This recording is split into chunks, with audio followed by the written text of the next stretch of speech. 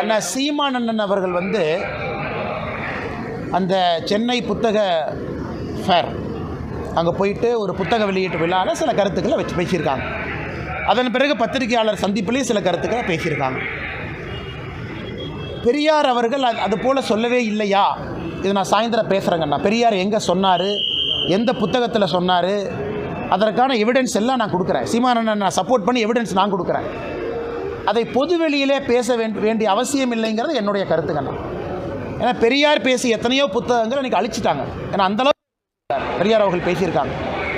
ஆனால் அண்ணன் சீமான் அவர்கள் பெரியார் அவங்க பேசியிருக்காங்கன்னு சொன்னதை எந்த புத்தகத்தில் பெரியார் எழுதியிருக்காங்கிற எவிடன்ஸை நான் கொடுக்குறேன்.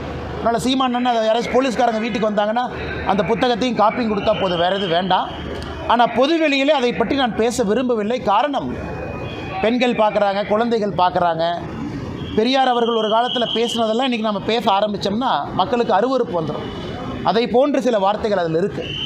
அதனால் அண்ணன் சீமான் அவர்கள் சொன்னது சரிதான் அப்படின்னு நான் சொல்ல விரும்பலைங்கன்னா காரணம், ஒரு கருத்தை வச்சுருக்கிறாங்க. அது சீமான் அண்ணன் அவர்கள் ஏன் சொன்னாங்கன்னு அவங்க தான் சொல்லணும்.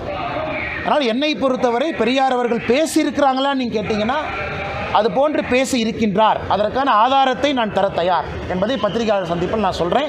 பட் நான் அந்த கருத்தை பொதுவெளியில் பேச விரும்பலை. காலம் கடந்து விட்டது, அரசியல் மாறிவிட்டது, மக்கள் அரசியலை புதிய பார்வையில் பார்க்குறாங்க. பெரியார் அவர்கள் இதற்கு முன்பு பேசியதெல்லாம் பொதுவெளியில் எடுத்து பேச ஆரம்பித்தோம்னா ரொம்ப தவறாக போயிருக்கணும்.